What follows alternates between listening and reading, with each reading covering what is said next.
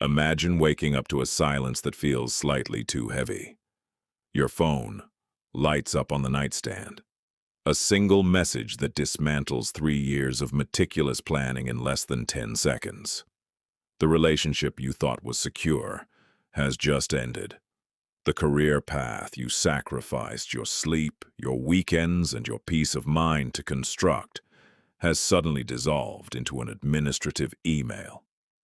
The future you had so carefully drawn out in your mind, the safety, the timeline, the version of yourself you expected to be by now, vanishes. For a terrifying second, your chest tightens. You look around your room, but the furniture looks unfamiliar. The ground beneath you feels thin, as if it could break at any moment. What happens to the human mind in that exact fraction of a second? Panic is rarely the very first wave. More often it is a sharp, disorienting disbelief. We stand frozen, staring at a reality we refuse to authorize. We whisper a sentence that has destroyed more inner peace than any tragedy in human history. This is not supposed to be happening. Pause there. Examine that sentence. It sounds harmless, almost like a complaint. In reality, it is a declaration of war against reality itself. It is the moment we attempt to grab the steering wheel of a car that has already gone over a cliff, screaming at gravity to stop working just because we didn't pack a parachute. Most of us spend our entire lives trying to build an airtight container around our existence. We hoard guarantees. We seek constant reassurance from friends, partners, managers, and algorithms. We map out our months, our finances, and our emotional security down to the decimal point, terrified of the raw, unscripted chaos waiting just outside our front door. We live as though certainty is a birthright, and every unexpected setback is a cosmic glitch that needs to be fixed immediately. But what if uncertainty isn't a glitch? What if uncertainty is the default setting of the universe, and our desperate need for control is the actual illusion? There's a reason uncertainty feels worse than outright failure.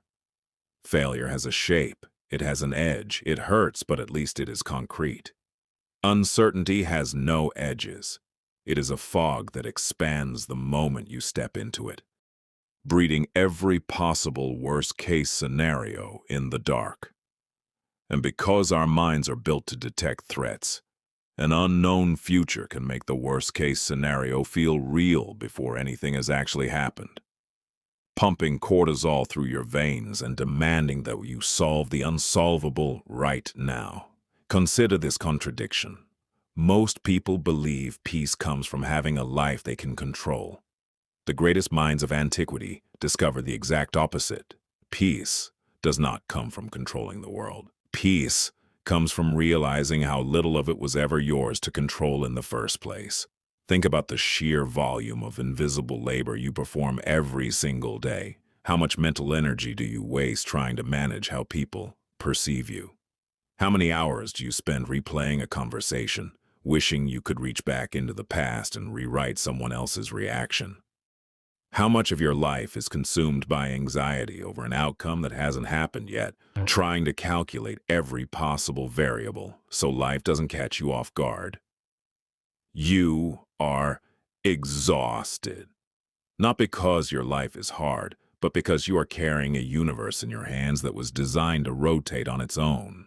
When Marcus Aurelius sat in a military tent on the freezing borders of the Roman Empire, watching an empire he loved fracture under plague, betrayal, and war, he did not write about how to manipulate the gods into giving him an easy victory. He repeatedly reminded himself of a quiet, brutal distinction. You have power over your mind, but not over outside events. Realize this, and you will find strength. This is not a motivational poster quote. It is a psychological weapon against helplessness. Because the moment you stop fighting reality, something strange happens to your nervous system. The frantic static in your brain begins to quiet down. The panic doesn't vanish instantly, but it loses its fuel. Why? Because you finally stopped arguing with a hurricane. Acceptance does not mean surrender. It does not mean you fold your hands, smile at disaster, and say you deserved it. True acceptance is simply an accurate diagnosis.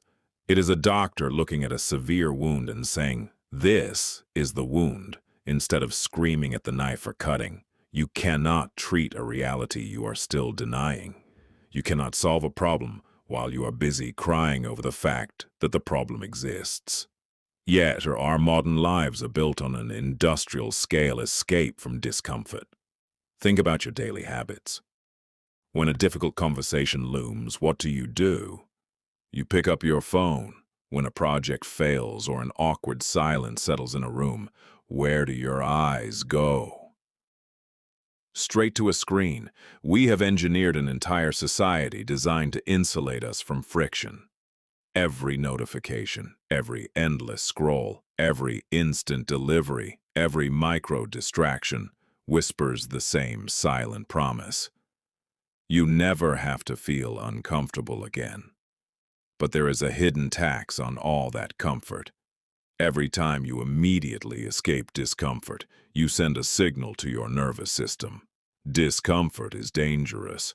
Fragility is safety. And so your world shrinks. The smallest inconvenience, a delayed train, a rude comment, a canceled plan begins to feel like a catastrophe.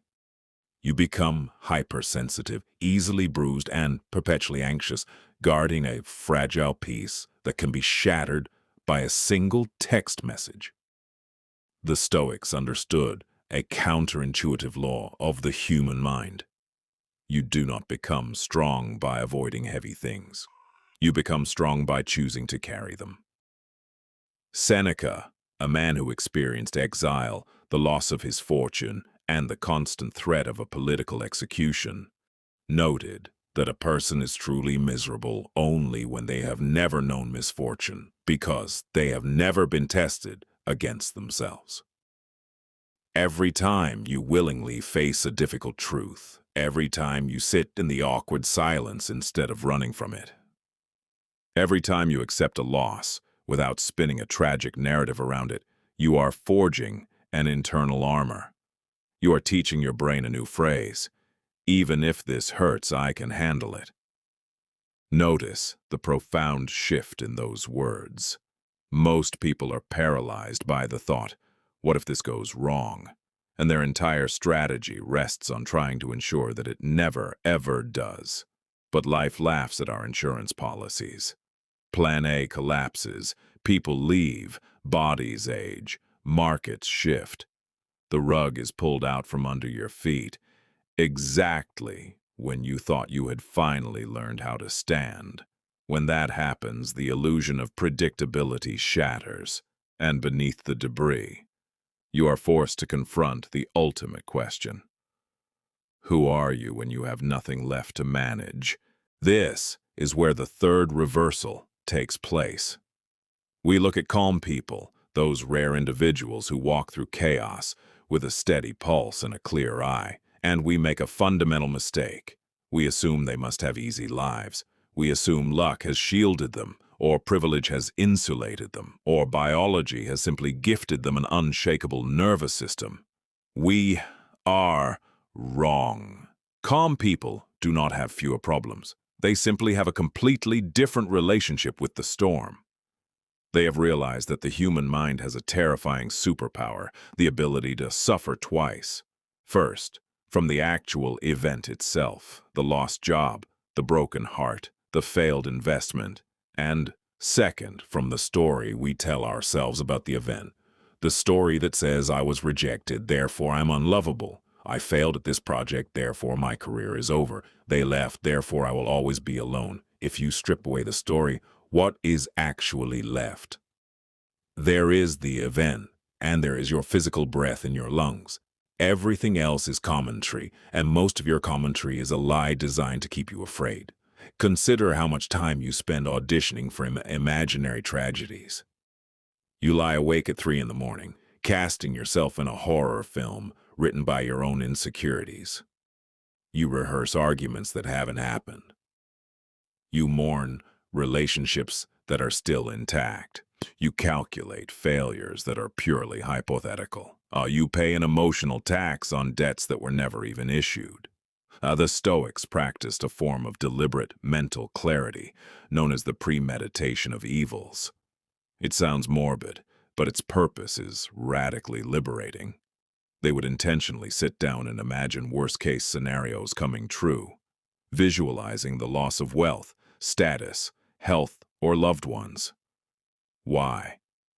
Because the human mind fears the vague shadow of uncertainty much more than it fears a clearly defined catastrophe. When you refuse to look at what you are afraid of, your fear grows teeth in the dark. But when you drag your worst fears into the light and look them straight in the eye, you realize something astonishing. Even if the worst happens, you will still exist. You will still wake up. You will still find a way to take the next step. Which brings us to the final quiet truth that changes everything. We live our lives as if we have infinite time, acting as though this current chapter, with all its stress, its petty grievances, its frantic rush to prove ourselves, will last forever. We postpone our peace until the conditions are right.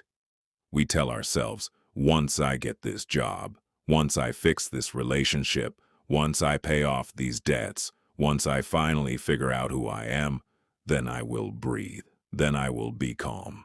What a tragic deception. Marcus Aurelius frequently reminded himself that he could leave this life at any moment, using that thought not to despair but to wake up. Impermanence is not a dark curse. It is the highlighter of existence. It is the very thing that makes a moment precious. The job that stresses you out. Temporary. The embarrassment that feels like it branded your reputation forever. Temporary. The heartbreak that feels like it cracked your ribs. Temporary. Even the heavy, suffocating anxiety you felt when you woke up this morning. It, too, is a visitor passing through a house that does not belong to it. When you truly accept that everything is transient, your grip on life changes. You stop trying to strangle outcomes to make them stay. You stop demanding that people behave according to your script. You stop treating every unexpected obstacle as an insult from the universe. Instead, you begin to move through life like a traveler, walking through a magnificent, unpredictable landscape. You appreciate the sunshine when it's there. You put on a coat when it rains. You don't curse the storm clouds for existing. You simply walk. So, return to that moment of crisis. Imagine it happens. Tomorrow, the plan falls apart. The phone rings with the news you dreaded. The ground gives way. For a fraction of a second, the old reflex will try to pull you under. Your chest will tighten. Your mind will reach for panic. And then, deep down, the noise will clear. You will take a slow, deliberate breath. You will look at the chaos swirling around you, and you will realize that you no longer need the world to cooperate for you to be whole. You don't need to know that everything will be okay. You need to know that you'll be okay, even when it isn't. The goal was never to build a life where nothing goes wrong. That is impossible. The goal is to become someone who can remain calm when it does.